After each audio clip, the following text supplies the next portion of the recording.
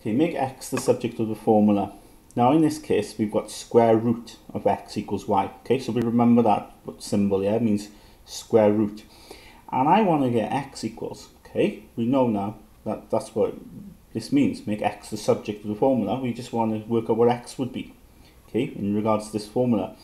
So in order to do that, what you've got to do is, okay, is think about the processes that we use when it comes to solving equations, okay, and when it comes to taking things over the other side. Because when we take things over the other side, if you remember, we always sort of do the opposite, don't we? Yeah? Okay, so for instance, you know, if I put some numbers here, square root of 16 is equal to 4, isn't it? Yeah, because 4 times 4 is 16. Well, I could reverse this process and I could say, well, this means then that 16 is equal to 4 squared. Yeah, so I could write it like that, couldn't I? Because that's what 16 is. It is 4 squared. But all I've done here in terms of rearranging, if you think about it, I got rid of that square root. Okay, so it's like taking it over the other side, and I've done the opposite then. And the opposite of square rooting is squaring. Okay, so that's what you've got to have in mind when it comes to this. Okay, think about taking the square root over and do the opposite. And the opposite of square rooting is squaring. Yeah, so when it comes to this here, okay, to get x equals, take the square root over and do the opposite, and the opposite will be squaring. So x is equal to y squared. We can do the same here. Now in this case, I've got square root over all of this. So take the square root over, and I'm going to square on this side. Now, if I take the square root over, I'm going to be left with x plus 7. Okay, but then I've got to square this side, yeah? So I have y squared. Now, it's not quite x equals, isn't it? So, to get x equals, think about what I've got to do next. Well, I just need to take that 7 over, yeah? So I get x equals to y squared minus 7. So there you go, I've got x equals. Alright? So let's look at the third one. Square root of x is equal to y plus 2. Well, again, to get x equals, you just take the square root over and you do the opposite on this side and you square it. But remember, you've got to when you take something over, okay, and do the opposite, you've got to do it to the whole side. So when we take this square root over and we square, we've got to square all of this. And the only way you can do that, write that, is to put y plus 2 in a bracket, okay? And then say, I'm going to square it, okay? So you take the square root over, squaring it, so put it in a bracket first, okay?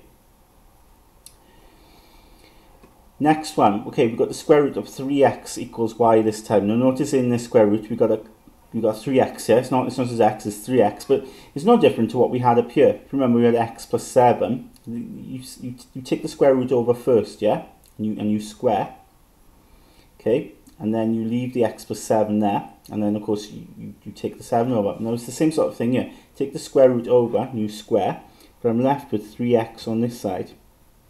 So 3x is equal to y squared. Then you've got to think, okay, well, how am I going to get x on its own?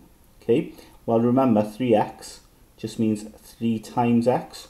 So if I take that 3 over, I've got to do the opposite and divide. Okay, so x is equal to y squared upon 3. Okay, so number 5, the next one, square root of x over 3 equals y. Okay. Well, again, we're going to take this square root over.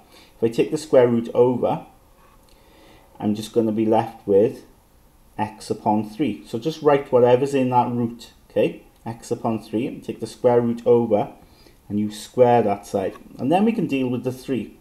So to get x on its own, to get x equals, you need to look at this and think, well, okay, x divided by 3. So to get x on its own, I need to get rid of this 3 here, and I'm dividing by 3, yeah? So if I take that over the other side, I'm going to times, of course, yeah? So I'll have x is equal to 3 times y squared, which I can write as x equals 3y squared. Okay, one more. Okay. This one's okay, right? It sort of brings together all the things we've looked at. again, you've got the square root of all of this here. So get rid of that square root. Take it over the other side. So I'm just left with 5x plus 1 upon 3 equals to y squared. Okay. Alright. So I've got rid of the square root, taken it over, and I've squared that side. And then I just got to deal with this. Okay. Take my time on it. The first thing I'll deal with is this 3. Okay. 3 on the bottom here. Let's take it over. Because I'm dividing by 3, when I take it over, I'm going to times by 3. So 5x plus 1 will be 3 times y squared, which of course I can write as 5x plus 1 is equal to 3y squared. Okay, stick them together. Take the 1 over, so 5x will be 3y squared, take away 1. And then to get rid of that 5, remember then I'm timesing here. So if I take it over, I've got to divide. So 3y squared minus 1, divide the whole thing by 5. And there you go, I've got x as the subject, because x equals